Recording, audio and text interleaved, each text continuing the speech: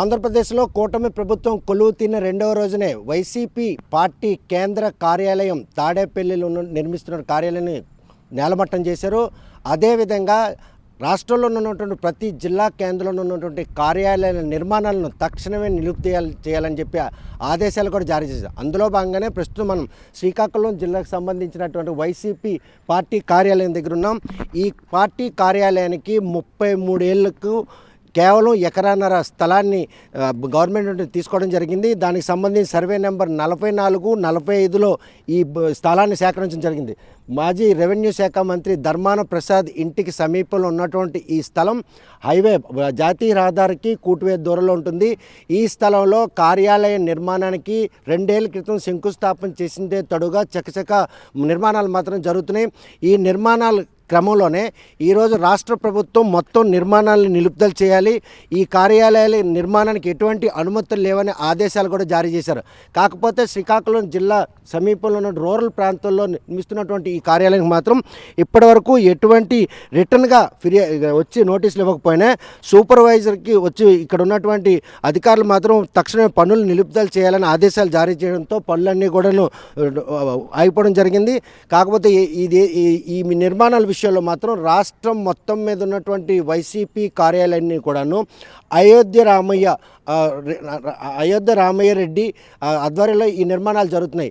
ఈ నిర్మాణాలన్నీ ఒకటే ఇన్ఫ్రాస్ట్రక్చర్లు చూస్తే కనుక ఎవరైనా కూడా అంటే కార్యకర్తలతో పాటు సమీక్షలు నిర్వహించేందుకు అనుగుణంగా భారీగా పార్కింగ్ ప్లేస్ను కూడాను కేటాయించారు. ఎకరాల స్థలంలో ఈ నిర్మాణం జరుగుతున్నటువంటి ఈ తీరి మాత్రం వైసీపీ ప్రభుత్వం వచ్చిన తర్వాత సొంత కార్యాలయాలు కూడా లేని నేపథ్యంలో అప్పటికే టీడీపీ ప్రభుత్వం ఏదైతే గైడ్లైన్స్ అనుసరించిందో ఆ గైడ్లైన్స్కి అనుగుణంగా ప్రభుత్వం నుండి 33 ఏళ్ళకి మాత్రమే ఎకరాన్నర స్థలాన్ని తీసుకొని ఇక్కడ నిర్మాణాలు చేపడుతున్నారు. గత ప్రభుత్వం తెలుగుదేశం పార్టీ హయాంలో కూడాను ప్రభుత్వం భూమిని 99 సంవత్సరాలు లీజు తీసుకుని సొంత పార్టీ కార్యాలయం నిర్మించుకున్నారు. అదేవిధంగా వైసీపీ ప్రభుత్వం కూడాను అధికారంలోకి వచ్చిన తర్వాత సొంతంగా పార్టీ కార్యాలయాలు లేవో ఆ కార్యాలయ నిర్మాణానికి టీడీపీ ఏ సూచనలు అయితే చేసిందో ఆ విధంగానే ఆ గైడ్లైన్స్కి అనుగుణంగానే ఈరోజు భూసేకరణ చేపట్టి కార్యాలయం నిర్మించడం జరుగుతుంది. కాకపోతే తాడేపల్లిలో ఉన్నటువంటి వైసీపీ ప్రధాన కార్యాలయం ఏదైతే ఉందో ఆ కార్యాలయానికి ఎటువంటి అనుమతులు లేవు.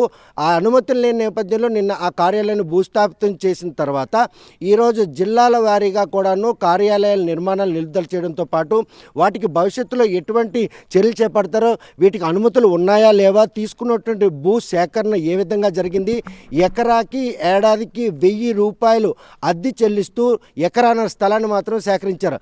కాకపోతే మనకు తెలిసిన సమాచారం ప్రకారం ఇక్కడ 2 ఎకరాల స్థలాన్ని పూర్తిగా కాంపౌండ్ నిర్మించడం జరిగిందని కూడా స్థానికులు చెప్తున్నారు.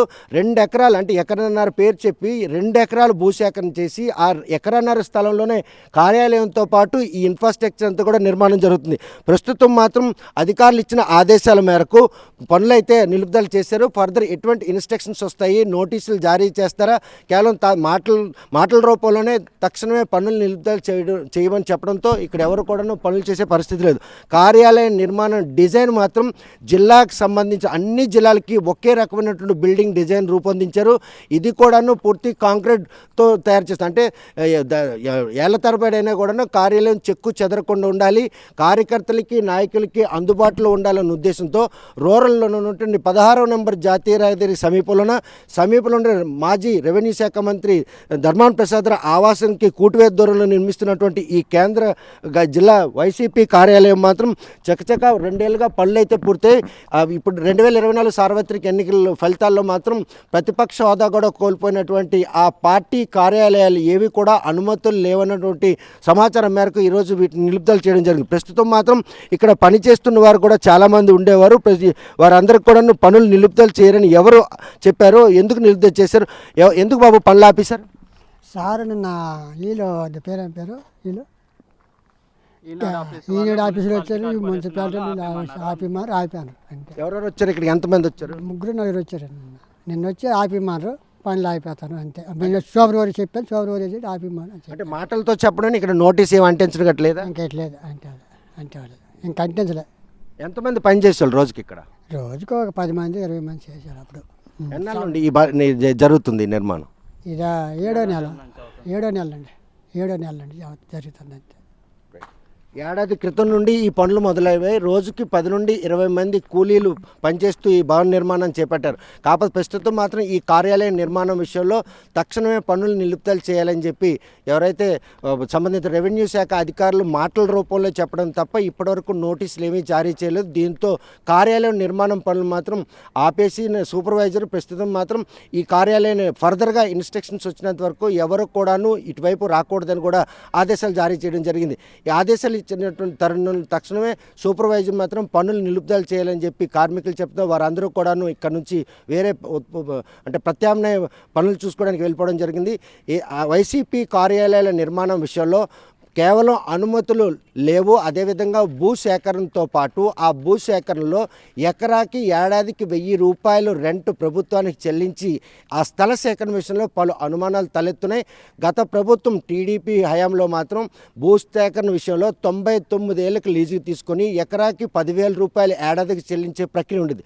ప్రస్తుతం మాత్రం వైసీపీ ప్రభుత్వం సొంత కార్యాలయం లేని నేపథ్యంలో ప్రభుత్వం భూమిని సేకరించి ఆ భూమిలో ఇలా సొంత పార్టీ కార్యాలయ నిర్మాణానికి మాత్రం లక్షల రూపాయలు వెచ్చించడంతో పాటు ఈరోజు ఆ కార్యాలయ నిర్మాణానికి అనుమతులు తీసుకోవడం విషయంలో నిబంధనలకు విరుద్ధంగా వారు చేసినటువంటి ప్రయత్నంలో భాగంగానే ఈరోజు ఈ కార్యాలయ నిర్మాణాలు మాత్రం నిలుపుదల చేయాలి. మరోవైపు అనుమానాలు ఏవైతే తలెత్తున్నాయో ఆ తలెత్తిన నేపథ్యంలో పలు జిల్లాల్లో అయితే ఈ కార్యాలయాన్ని భూసేకరణ విషయంలో పలు సామాజిక వర్గాలకు సంబంధించిన భూములు కావచ్చు, లేకపోతే ఇతరత్ర భూములు అంటే వేరే వినియోగించిన భూముల్లో ఆ కార్యాలయంగా నిర్మించినట్టయితే వారంతా కూడాను అవి మా స్థలాల్లో నిర్మించారో ఆ భవనాలు మాకే హ్యాండ్ ఓవర్ చేయాలని డిమాండ్ చేస్తున్నారు. కానీ శ్రీకాకుళం జిల్లాలో చేపట్టినటువంటి ఈ వైసీపీ కార్యాలయం మాత్రం ఈరోజు గవర్నమెంట్కి సంబంధించినటువంటి ఎకరాన్నర స్థలాన్ని సేకరించారు.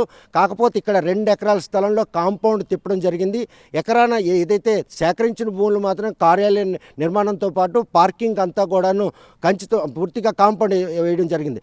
మొత్తం కార్యకర్తలకు అదేవిధంగా నాయకులకు జిల్లా కేంద్రంకు అందుబాటులో అంటే చాపారం పంచాయతీ పరిధిలోకి వస్తున్నటువంటి ఈ స్థలంలో మాత్రం కార్యాలయ నిర్మాణం చకచకా జరుగుతున్న తరుణంలో ఏదైతే కూటమి ప్రభుత్వం కొలువు తీరిందే తక్షణంగా తాడేపల్లి గూడెంలో వైసీపీ కేంద్ర కార్యాలయం అనుమతులు నిబంధనలకు విరుద్ధంగా నిర్మాణాలు చేపట్టారని భూస్థాపితం చేశారు.